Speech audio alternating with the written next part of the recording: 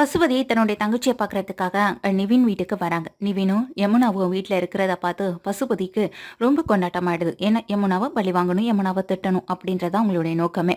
இங்கே வரவங்க வேணும்னே என்னம்மா தங்கச்சி எப்படி இருக்குன்னு சொல்லி கேட்குறப்போ, என்னென்ன எப்படின்னு இந்த வீட்டில் நல்லா இருக்க முடியும்னு அவங்களும் பேசுகிறாங்க. ஏம்மா என்னாச்சு, ஏன் புதுசாக வந்த மருமக பொண்ணாலும் உனக்கு ஏதோ பிரச்சனையான்னு சொல்லி கேட்கவும் செய்யும். அதெல்லாம் ஒன்றும் இல்லைன்னு அப்படின்ற மாதிரி இங்கே நிவின் இருக்கிறதுனால எதுவும் பேசவும் மாட்டுறாங்க. நிவின் வந்துட்டு இப்போ எதுக்கு வந்தீங்க இங்கே அப்படின்னு ரொம்ப கோவத்தோட பசுபதியை பத்தி கேட்க, ஏன்பா நான் என் தங்கச்சியை பார்க்க வரக்கூடாதா என்ன, அதுக்கு கூட நான் உங்ககிட்ட பர்மிஷன் கேட்டு தான் வரணுமான்னு சொல்லி இங்க திட்டவும் செய்றாங்க.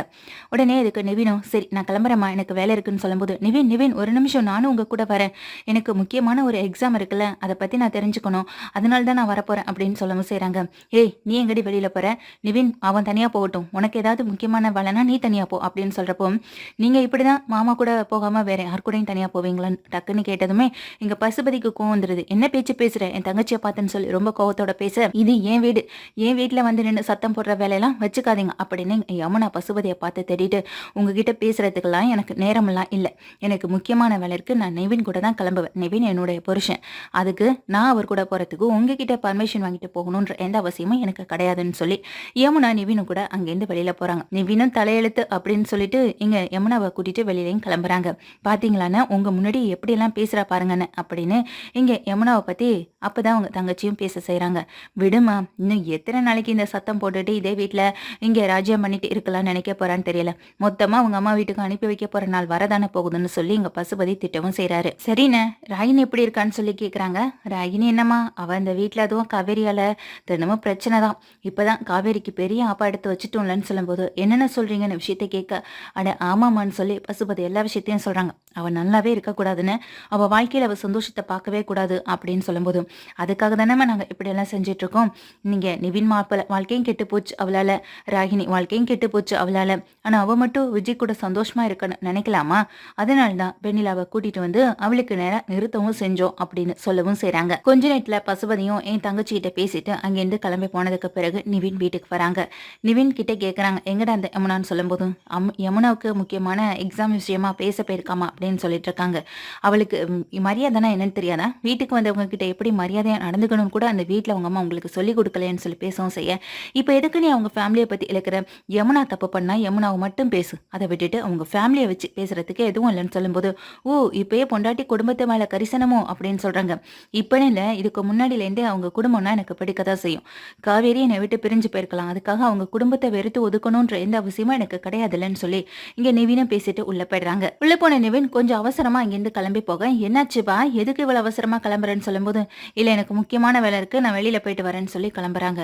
என்ன இவன் கொஞ்சம் கூட நம்ம சொல்கிறதுக்கு நம்ம சொல்கிற பேச்சை கேட்குற பையனாவே இருக்க மாட்டான், யமுனா கொஞ்சம் கொஞ்சமாக நிவினாவை பக்கமாக திருப்பிடுவாளோ, அப்படி ஒன்று நடந்துடவே கூடாது, அது மட்டும் நடந்துச்சு அப்புறம் நம்ம நினைக்கிறது எதுவுமே நடக்காமல் போயிடும், முதல்ல இவளை துரத்தி விட்டு அந்த இடத்துக்கு ஒரு நல்ல பொண்ணாக பார்த்து என் பையனுக்கு கல்யாணம் பண்ணி வைக்கணும் அப்படின்னு நினைக்கவும் செய்கிறாங்க. வெளியில் போகிற இங்கே நிவின் நேராக ஹாஸ்பிட்டலுக்கு போகிறாங்க. அங்கே விஜய் பார்க்குறதுக்காக ஓடுறாங்க.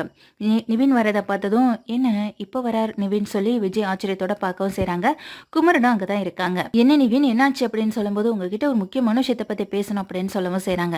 என்னாச்சு அப்படின்னு சொல்லி இங்கே விஜய் கேட்க, விஜய் அப்போ தான் டாக்டர் கூப்பிடுறாங்க. இருங்க ஒரு நிமிஷம் வந்துடுறேன்னு சொல்லி இங்கே டாக்டர் கிட்ட பேசிட்டு அதுக்கப்புறம் வராங்க. என்னாச்சு, இது முக்கியமான விஷயமா, இருங்க கொஞ்சம் மருந்து வாங்க வேண்டியிருக்கு, வாங்கிட்டு வந்து கொடுத்துட்டு வரேன்னு சொல்லும்போது, இல்லை இது தலை போகிற விஷயம், இந்த விஷயத்தை பற்றி உங்ககிட்ட சொல்லாமல் என்னால் இருக்க முடியாதுன்னு தான் நானும் ஓடோடி வந்தேன் அப்படின்னு இங்கே நிவின் சொல்லவும் செய்கிறாரு. விஜய்க்கும் அதே நேரம் குமரனுக்கும் ஒன்றுமே புரியலை. நிவின் பேசுகிறதை கேட்டு ரொம்ப அதிர்ச்சியாக, சரி வாங்க போய் உட்காந்து பேசலான்னு சொல்லி ஒரு இடத்துக்கு கூட்டிகிட்டு போகிறாங்க. என்னாச்சு, எதுவும் பிரச்சனையா, யமுனா எதுவும் திரும்ப உங்ககிட்ட பிரச்சனை பண்ணாலா, சொல்லு அவகிட்ட நான் பேசுகிறேன்னு இங்கே குமரனும் சொல்கிறாங்க, விஜயும் சொல்கிறாங்க. இல்லை இது யமுனா பற்றின விஷயம் இல்லை, விஜய் பற்றின விஷயம் அப்படின்னு சொல்லும்போதும், என்ன பற்றின விஷயமா அப்படின்னு ஆச்சரியத்தோட கேட்குறாங்க. ஆமாம் உங்களை பற்றின விஷயம்தான் சொல்லி இங்கே நிவின் சொல்லவும் செய்கிறாங்க. நேற்று பசுபதி எங்கள் வீட்டுக்கு வந்திருந்தாரு அப்படின்னு சொல்லும்போது, ஓ அந்த ஆளா, அந்த ஆளு என்னை தான் சும்மாவே வைக்கிறதுல இருப்பானே, இப்போ ஏதாவது பிளான் பண்ணிட்டு இருப்பான், எனக்கு ஏதாவது தொந்தரவு கொடுக்கணும்னு, அதானே உண்மை அப்படின்னு சொல்லும்போது, நீங்கள் சொல்கிறதெல்லாம் உண்மைதான், ஆனால் அது இதை விட முக்கியமான விஷயம்னு சொல்லவும் செய்கிறாங்க. அப்படி என்ன விஷயமா இருக்குன்னு சொல்லி எங்கள் விஜயும் கேட்குறாரு, குமரனு கேட்குறாங்க. இங்க உங்களுக்கு அன்பரசன்னு சொல்லி யாரும் சித்தப்பா இருக்காங்களா? அப்படின்னு சொல்லும்போது, ஆமா அஜயோட அப்பா. இப்ப அவர் தானே உங்க பசுபதி மாமாவுக்கு சம்மந்தி அப்படின்னு சொல்லவும் செய்றாங்க. ஆமா, அந்த ஆளு பண்ண விஷயம் தான் இப்ப எனக்கு தெரிய வந்திருக்கு. நேத்து வீட்டுக்கு வந்து அம்மாகிட்ட பேசிட்டு இருக்கும்போதே உள்ள இருந்து நான் எல்லா விஷயத்தையுமே ரெக்கார்ட் போட்டுட்டு தான் வெளியில போனேன். ஏன்னா என்ன பிளான் பண்றாங்க, ஏது பிளான் பண்றாங்கன்னு எனக்கு தெரியணுன்றதுக்காக தான். ஏதாவது ஒரு விஷயத்த செஞ்சு உங்களுக்கு தொந்தரவு குடுக்கணும்னு நெனைப்பாங்க. முக்கியமாக உங்களுக்காக இல்லனாலும் காவேரிக்காக தான் நான் இத செஞ்சேன். நேரடியாவே சொல்றேன். இதுல எனக்கு எந்த தயக்கமும் இல்ல. காவேரிய நான் இப்போ ஒரு ஃப்ரெண்டா தான் பார்க்குறேன் அப்படின்னு சொல்லிட்டு விஷயத்த சொல்ல வராங்க நிவினா. காவேரிக்கு எதிராவா? அப்படி என்ன பிளான் பண்ணாங்க? திரும்ப காவேரிக்கு அப்படின்னு சொல்லும்போது, இல்ல இது காவேரிக்கு எதிரா பிளான் பண்ண மாரி எனக்கு தெரியல. இது சொல்லப்போனா பிளானிங்கே இல்ல. ஏற்கனவே நடந்த விஷயத்த பத்தி பேசிக்கிட்டு இருந்தாங்க. அதனால தான் எனக்கு இந்த விஷயம் தெரிய வந்ததுன்னு சொல்றாங்க. சரி என்னதான்டா விஷயம் சொல்லுடா அப்படின்னு எங்க குமரன் கேட்க, இங்க உங்கள வெண்ணிலா லவ் பண்ண காலகட்டத்துல வெண்ணிலா உங்கள விட்டு போனாங்க. அதுக்கு பிறகு ஆக்சிடென்ட் ஆனது. இதுதானே உங்களுக்கு தெரியும் அப்படின்னு சொல்லும்போது, ஆமா அதுதானே நடந்துச்சு. அத தானே அஜயும் சொன்னான் என்கிட்டன்னு சொல்லும்போது, இல்ல இல்ல இது நடந்த விஷயமே வேற அப்படின்னு சொல்லவும் செய்றாங்க. அன்பரசு மொத்தமா பசுபதிகிட்ட எல்லா உண்மையும் கக்கிட்டாரு. அந்த பசுபதி தாங்கிட்ட வச்சுக்க முடியாம இங்க வந்து எங்க அம்மா கிட்ட சொல்றேன்னு சொல்லி எல்லா விஷயத்தையும் கக்கிட்டான் அப்படின்னு சொல்லும்போது, இங்க விஜயும் குமரனும் ஆச்சரியத்தோட பார்க்க அப்பதான் நிவின் சொல்றாங்க, வெண்ணிலாவ அங்க குடி வைக்கிறதுக்கு கூட்டிட்டு வந்ததே வேற யாரும் இல்ல. உங்க சித்தப்பா அன்பரசு தான் அப்படின்னு சொன்னதும், என்ன சொல்றீங்க அப்படின்னு இங்க நிவின் கிட்டே கேக்குறாங்க.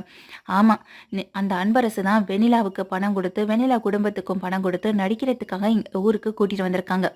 வந்த இடத்துல இங்க உங்களை லவ் பண்ற மாதிரி நடிக்க சொன்னிருக்காங்க. ஆனா இங்க வெண்ணிலா உண்மையிலேயே நடிக்கவும் செஞ்சிருக்காங்க. இதனால தான் இங்க 2 பேருக்கு இடையில பிரச்சனை வந்திருக்கு. ஏன்னா இங்க வெண்ணிலாவை உயிருக்கு உயிரா காதலிக்கிற மாதிரி நடிக்க வச்சு அதுக்கப்புறம் அவளை இங்கேருந்து வெளியில அனுப்பிவிட்டு அந்த பிரிவுகள்லேருந்து உன்னால வெளியில வர முடியாம நீ யாரையும் கல்யாணம் பண்ணிக்காம தனியா இருக்கணும். உன்னுடைய சொத்து முழுக்க அவங்க பையன் அஜய் பேருக்கே வரணும். இதுதான் அவருடைய பிளானாவே இருந்திருக்கு. அந்த பிளானை நிறைவேற்றுறதுக்காக தான் வெண்ணிலாவையும் அவங்க குடும்பத்தையும் அன்பரசு அங்க குடி வைக்கிறதுக்காக கூட்டிட்டு வந்திருக்காரு. ஆனா வெண்ணிலா ஒரு கட்டத்துல உண்மையிலேயே உங்க மேல லவ் பண்ண ஆரம்பிச்சிருக்காங்க. அதே நேரம் வெண்ணிலா லவ் பண்ணி கல்யாணம் பண்ணிக்கிட்டா மொத்த சொத்தும் அவளுக்கு வந்துருமேன்ற ஒரு பயத்துல அன்பரசு இங்க வெண்ணிலா மிரட்டவும் செஞ்சிருக்காரு. ஆனா அதே நேரம் வெண்ணிலா வர்ற சொத்துல பாதியை வேணா உனக்கு கொடுத்துட்றேன், ஆனா என்னால விஜய் விட்டு போக முடியாதுன்னு சொல்லி ரொம்ப அடமெண்டா இருந்திருக்காங்க. ஆனா இதெல்லாம் பிடிக்காத அன்பரசு அன்னைக்கே இவங்களை எல்லாரையும் மிரட்டி வெளியில அனுப்புறதுக்கு காரணம், வெண்ணிலா பயந்து போய் போறதுக்கான காரணம் போலீஸ்ல பிடிச்சு கொடுத்துருவாங்க, நடிக்க வந்தோன்னு தெரிஞ்சா பெரிய பிரச்சனை ஆயிடும், அதுவும் இல்லாம அவங்க அம்மா அப்பாவை வச்சு மிரட்டவும் செஞ்சிருக்காரு. போன இடத்துல இந்த பிரச்சனை ஆயிதான் அவங்களுக்கு தலையில அடிபட்டு அவங்களுக்கு மெமரி லாஸும் ஆயிருக்கு. இது எல்லாமே அன்பரசால நடந்த ஒரு விஷயம்தான். முழுக்க முழுக்க இந்த பிரச்சனைக்கு காரணம் அன்பரசு மட்டுமே தான். இது எல்லாத்தையும் பசுபதி எங்க அம்மா கிட்ட சொல்லிட்டு இருந்தது எல்லாமே எனக்கு ரெக்கார்ட் ஆயிருக்கு. இதை தான் நான் உங்கள்கிட்ட கேட்டுட்டு வந்து சொல்றேன். வேணும்னா சந்தேகம் தான் நீங்களே கேளுங்கன்னு அந்த ரெக்கார்டை போட்டு காட்டவும் செய்ய எங்க குமரன் விஜய் 2 பேரும் அதிர்ந்து போய் நிக்கிறாங்க. நீங்க உருகி உருகி காதலிச்சது உண்மையா இருக்கலாம், ஆனா வெண்ணிலா காதலிச்சது அங்க நடிக்க வந்த இடத்துல உங்க மேல காதல் வயப்பட்டாங்களே தவிர மத்தபடி உங்க மேல இருந்த அன்பு அக்கறைனால கிடையாது. முக்கியமா இதுல இன்னொரு விஷயம் என்ன தெரியுமா, இங்க அன்பரசு கொடுக்குற பணம் கொஞ்சம் தான், ஆனா உண்மையிலே உருகி உருகி காதலிக்கிற உங்களை கல்யாணம் பண்ணிக்கிட்டா அந்த சொத்து முழுக்க ஆண்டு அனுபவிக்கலான்ற இன்னொரு எண்ணம் இங்க வெண்ணிலாக்குள்ள ஓடி இருக்கு. அதை நிறைவேற்றணுங்கிறதுக்காக தான் வெண்ணிலா திரும்பவும் உங்ககிட்ட ரொம்ப அன்பா பாசமா பேசுற மாதிரி நடிக்கவும் செஞ்சிருக்காங்க. இந்த பாவத்துக்கு தான் இப்போ அனுபவிச்சுட்டு இருக்காங்கன்னு சொல்லும்போது இங்க கண்ணெல்லாம் கலங்கி நிக்கிறாங்க விஜய். குமரன் வந்துட்டு விஜய் கிட்ட போய் பேசுறாங்க. விஜய் நீங்க எதுக்கும் கவலைப்படாதீங்கன்னு சொல்லும்போது, நான் எதிர்பார்க்கவே இல்லைங்கன்னு சொல்லி கன்னத்துல தலையில கையை வச்சபடி அப்படியே உட்காந்து அழுக இங்க நிவின் பார்த்துட்டே இருக்காங்க. இப்படிப்பட்ட ஒரு லைஃப்ல உங்களுக்கு வெண்ணிலா போல ஒரு பொண்ணு வந்து நினைச்சு எனக்கும் சங்கடமா தான் இருக்கு. ஆனா இதுக்கப்புறமா அந்த பொண்ணை நம்பி ஏமாற வேண்டான்றதுக்காக தான் இந்த விஷயத்த நான் உங்ககிட்ட சொல்றேன். நேத்து காவேரியை பத்தி பேசின விஷயம் எல்லாமே உண்மைதான். காவேரி உண்மையிலே உங்களுக்கு கொடுத்து வச்ச பொண்ணு தான். உங்க வாழ்க்கையில வந்த தேவதை தான். அந்த தேவதையை கைவிட்ட கூடாதுன்னா முதல்ல இந்த சாத்தானை தூக்கி தூர போடுங்க அப்படின்னு சொல்லிட்டு இங்க நிவினும் ரொம்ப அவசரமா கிளம்பி வெளியில போகவும் செய்ய, என் லைஃப்ல இப்படிப்பட்ட ஒரு விஷயம் அதுவும் அதுவும் சொந்த சித்தப்பாவாலே நடந்திருக்கு நினைக்கும் போது என்னால் அதை ஏத்துக்க முடியலைங்க அப்படின்னு சொல்றது மட்டும் இல்லாம அப்ப டாக்டர் வந்துட்டு எங்க வெண்ணிலாவை கூட்டிட்டு போகலான்னு சொல்றாங்க. அப்படியா, வெண்ணிலாவை கூட்டிட்டு போயே ஆகணுமானா அப்படின்னு எங்க விஜய் கேட்க, அதுக்கு டாக்டரும் நீங்க தானே சார் கூட்டிட்டு வந்தீங்க, இப்போ உங்களுக்கு ஓகே ஆயிடுச்சு, திரும்ப நீங்க அவங்களை வீட்டுக்கே கூட்டிட்டு போகலாமேன்னு சொல்லவும் செய்ய, இல்ல நான் வேற ஒரு ஆளை நான் வர சொல்றேன், நீங்க அவங்க கூட அனுப்பி விடுங்கன்னு சொல்றாங்க. ஆசிரமத்திலேருந்து ஃபோன் பண்ணி இந்த அதாவது வெண்ணிலாவை பார்த்துக்கிட்டவங்களையே இப்போ வர சொல்ல, வெண்ணிலாவை இவங்ககிட்டே ஒப்படைக்கிறேன், வெண்ணிலா அவங்க கூட இருக்கிறதா சரியா இருக்கும், என் கூட இருக்கக்கூடாது அப்படின்னு சொல்லி வெண்ணிலாவை அவங்க கிட்டே ஒப்படைக்கவும் செய்யும். என்ன விஜய் எதுக்கு இப்படி பண்றீங்கன்னு சொல்லும்போது, திரும்பவும் வாழ்க்கையில வெண்ணிலா வரணும்னு நான் நினைச்சு கூட பார்க்கல, அதுவும் என் வாழ்க்கையில இவ்வளவு பெரிய துரோகத்தை பண்ணிட்டு போனவளுக்கு நான் செய்யற ஒரே உதவி அவளுடைய ட்ரீட்மெண்ட் செலவு மட்டுமே தான் தவிர மற்றபடி மறுபடியும் அவ கூட இருந்து பார்த்துக்கணுன்ற எந்த அவசியமும் எனக்கு கிடையவும் கிடையாது. இத நான் காவேரிக்காக ஏற்கனவே எடுத்த முடிவு தான். ஆனா இவள பத்தின உண்மை தெரிஞ்சதுக்கு பிறகு ஒரு நிமிஷம் கூட அவ முகத்த பார்க்கறதுக்கு எனக்கு பிடிக்கவும் இல்ல. காவேரி இப்ப வெண்ணிலாவ கூட்டிட்டு வர போய் தானே எனக்கு எல்லா விஷயமும் தெரிய வந்தது. இனி ஒரு நிமிஷம் கூட காவேரியை விட்டு பிரிஞ்சு இருக்கவும் கூடாது. இந்த பசுபதி என்னென்ன பிளான் பண்ண போறான்னு தெரியல. காவேரிக்கும் எனக்கும் தொந்தரவு கொடுக்கறதுக்கு. எனக்கு என்ன வந்தாலும் தாங்கிப்பேன். ஆனா காவேரிக்கு எது வந்தாலும் என்னால தாங்கிக்க முடியாது. காவேரி என் லைஃப்ல எனக்கு எவ்வளோ முக்கியன்றது எல்லாருக்குமே நல்லா தெரியும்ல. காவேரியை நான் எதுக்காகவும் விட்டு கொடுக்க மாட்டேன். எங்கேயும் விட்டுட்டு போகவும் மாட்டேன். அது உங்களுக்கு நல்லா தெரியும்னு நினைக்கிறேன் குமரன். இதுக்கப்புறம் வெண்ணிலா பத்தி யாரும் எதுவும் பேச வேணாம். இந்த விஷயத்த பத்தி வீட்ல போய் பேசிக்கலாம்னு சொல்லி இங்க வெண்ணிலாவுக்கு அந்த ஆசிரமத்துல இருந்து ஃபோன் பண்ணி எல்லா விஷயத்தையும் சொல்லி விட்டுட்டும் போயிடுறாங்க. ட்ரீட்மெண்ட் செலவை நானே பார்த்துக்கிறேன்ற மாதிரி சொல்லிடுறாங்க. இதுக்கப்புறம் என்ன செய்யணும்? இவ்வளோ பெரிய துரோகத்தை செஞ்சவளுக்கு நான் செய்கிற ஒரே விஷயம் அதுவும் இது மட்டும்தான். அவ கூட இருந்து பார்த்துக்கணுன்ற அவசியம் எனக்கு கிடையவே கிடையாதுன்னு சொல்லி இங்க குமரனும் அதே நேரம் விஜயும் கிளம்பி வேற வீட்டுக்கு வராங்க. வீட்டுக்கு வந்த பிறகு கங்கா அப்பதான் அங்க வீட்டுல இருந்து வெளியில வராங்க. என்ன கங்கா இங்கிருந்து வரேன்னு சொல்லி இங்க குமரன் கேட்க, இல்லைங்க நைட்டு காவேரி கூடயே ஸ்டே பண்ணிட்டு அப்படின்னு சொல்லும்போது ரொம்ப தேங்க்ஸுங்க அப்படின்னு இங்க விஜய் சொல்றாங்க. கீழே இறங்கி வர விஜய் காவேரியை பார்த்ததும் காவேரி பக்கத்துல போய் மன்னிச்சிரு அப்படின்னு சொல்லி எங்க கை கூப்பி அழுகவும் செய்ய, அப்ப தாத்தா பாட்டின்னு எல்லாருமே ஓடி வராங்க. என்னப்பா என்னாச்சு விஜய்ன்னு சொல்லும்போது ராகினி எதுவுமே புரியாத மாதிரி பார்க்க அந்த இடத்துக்கு இங்க குமரனும் நிக்கிறாங்க. ஹே ராகினி, எல்லா விஷயத்துக்கும் நீ தானே காரணம். ஒழுங்கு மாதிரியே இந்த வீட்டில் நீ இருக்கவே கூடாது. அதை சொல்றதுக்கான உரிமை இப்போ ஏன் காவேரிக்கு இருக்குல்லன்னு எங்க குமரனை கேட்க, என்னாச்சுப்பா என்ன குமரா, ஏன் இவ்வளோ பிரச்சனை, என்னாச்சு அப்படின்னு ரொம்ப பதட்டப்படுறாங்க. அப்பதான் விஜய் எல்லா விஷயத்தையும் சொல்லவும் செய்கிறாங்க. அந்த ஆளும் இந்த வீட்டில் இருக்கக்கூடாது, அந்த ஆளோட பையன் அஜயும் வீட்டில் இருக்கக்கூடாது. அஜய்க்கு தெரியாம எதுவுமே நடந்திருக்காது. சொத்துக்கு ஆசைப்பட்டவன் தானே அந்த அஜய். அஜய் இந்த வீட்டில் இருந்தால் நம்ம குடும்பத்தில் யாரும் நிம்மதியாகவும் சந்தோஷமாகவும் இருக்கவே முடியாத தாத்தா. இப்பவே அவனும் இந்த ராகினி வீட்டை விட்டு வெளியில போயாகணும். எப்போ என்ன பண்றோன்றத ஒவ்வொரு விஷயத்தையும் கண்காணிச்சு அவங்க அப்பாவுக்கு அப்டேட் பண்ணிட்டே இருக்காங்க இந்த ராகினி. இப்படிப்பட்டவை எப்படி தாத்தா இந்த வீட்டில் இருக்க முடியும்? ஓ சொல்லுங்க தாத்தா அப்படின்னு எங்க திட்டவும் செய்ய, எங்க தாத்தாவும் பாட்டியும் ராகினியை பார்த்து முறைச்சு நிக்க, நான் இதுக்கு இந்த வீட்டை விட்டு போகணும், இந்த வீட்டுக்கு நானும் காவேரி மாதிரி வாழ வந்த பொண்ணு தானே அப்படின்னு சொல்லி நிற்கும் போது, அதுக்கு எங்க விஜய், காவேரி வாழ்றதுக்காக வந்தா, ஆனா நீ வாழ்க்கையை கெடுக்கிறதுக்காக வந்தவ. வாழ்க்கையை கெடுக்க வந்தவெல்லாம் இந்த வீட்டில் இருக்கக்கூடாது. முதல்ல இந்த வீட்டை விட்டு வெளியில போ அப்படின்னு எங்க கழுத்தை பிடிச்சு வெளியில தள்ளி விடுறாங்க விஜய். இதையெல்லாம் பார்த்து காவேரி அதிர்ந்து போய் நிக்கிறாங்க. காவேரி என் லைஃப், அவளுக்கு ஏதாவது ஒரு பிரச்சனைனா நான் சும்மா இருக்க மாட்டேன். வெண்ணிலாவை வச்சு என் வாழ்க்கையில எவ்வளவு விளையாடி இருக்காரு. அப்படிப்பட்டவரை நான் சும்மாவும் விட மாட்டேன் தாத்தா அப்படின்னு சொல்லும்போது, அப்படிப்பட்டவனை நீ இல்லப்பா, நானே சும்மா விட மாட்டேன். இப்பவே போலீஸ்க்கு கால் பண்றேன்னு சொல்லி தான் ஃப்ரெண்டு ஒருத்தவங்களுக்கு கால் பண்ணி விஷயத்த சொல்லவும் செய்யறாங்க. காவேரி என்னுடைய மனைவி மட்டும் இல்ல, இந்த வீட்டுக்கே மகாராணி. அவளுக்கு கீழே இருந்து இந்த வீட்டுல இருக்கிறனா இரு, அப்படி இல்லையா இந்த வீட்டை விட்டு வெளியில போன்னு சொல்லும்போது ராகினிக்கு பயங்கர கோவம் வருது. இந்த காவேரிக்கு கீழே நான் இருக்கணுமா? அப்படிப்பட்ட இந்த இடத்துல என்னால ஒரு நிமிஷம் கூட இருக்க முடியாதுன்னு எங்க ராகினி சொல்ல, அஜயை கூட்டிட்டு இப்பவே இந்த நிமிஷமே வெளியில போன்னு சொல்லும்போது அஜய் அப்பதான் எங்க வீட்டுக்கு வராரு. வீட்டுக்கு பிரச்சனை நடக்கிறத பார்த்துக்கிட்டு இருக்க அஜய்க்கு பயங்கரமான அடி விழுது. குமரனும் சேர்த்து வெளுத்துவாங்க. விடுங்கப்பா விடுங்கப்பா, அதான் போலீஸ்க்கு கால் பண்ணிருக்கோம்னு சொல்லும்போது, என்ன தாத்தா என்னாச்சு அப்படின்னு அஜய் எதுவுமே தெரியாத மாதிரி கேட்க, நீயும் உன் அப்பனும் செஞ்ச பாவத்துக்கான தண்டனை அனுபவிக்க வேண்டாம் அப்படின்னு சொல்லும்போது, தாத்தா என்ன சொல்றீங்க அப்படின்னு ஆச்சரியத்தோட கேட்குறாங்க. ஆமாண்டா, நீயும் அப்பனும் செஞ்ச காரியத்துக்கு இனிமே தாண்டா அனுபவிக்க போறீங்கன்னு சொல்லி திட்டவும் செய்கிறாங்க. அஜய்க்கு விஜய் சொன்ன எல்லா விஷயமும் தெரிய வருது.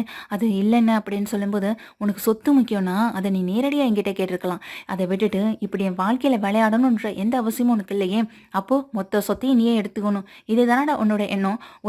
உழைக்காம வர்ற சொத்து எப்படிடா உன்கிட்ட நிலைக்கும்? அதுக்கான பாவம், அதுக்கான தண்டனையில் நீ அனுபவிக்க வேண்டாம்னு சொல்லும்போது இங்கே காவேரியும் பார்த்து மறைக்கிறாங்க. விஜய் வாழ்க்கையில் விளையாடணும் உன்னை இந்த வீட்டில் வச்சுக்கணுன்ற எந்த அவசியமும் எனக்கு கிடையாது. இந்த நிமிஷமே இல்லை, இப்போவே இந்த இடத்த விட்டு நீங்கள் காலி பண்ணி ஆகணும்னு இங்கே காவேரியும் சேர்ந்து திட்டம் செய்ய, ராகினி அஜய் 2 பேரும் வெளிங்க வெளியில் நின்றுட்டே இருக்காங்க. நீ வா காவேரி உள்ளே போகலாம். அவங்க எப்படி இருந்தாலும் இந்த வீட்டை விட்டு வெளியில் போய் தான் ஆகணும்னு சொல்லி இங்கே வேகமாக கதவை இழுத்து முடிட்டு உள்ளே போக, பாத்தியாமா எப்பேற்பட்ட ஆளுங்க, இதுவும் சொத்துக்காக சை அப்படின்னு சொல்லி இங்கே காரி துப்பிட்டு இங்கே கங்காவும் அவங்க அம்மாவும் வீட்டுக்குள்ளே போயிடுறாங்க.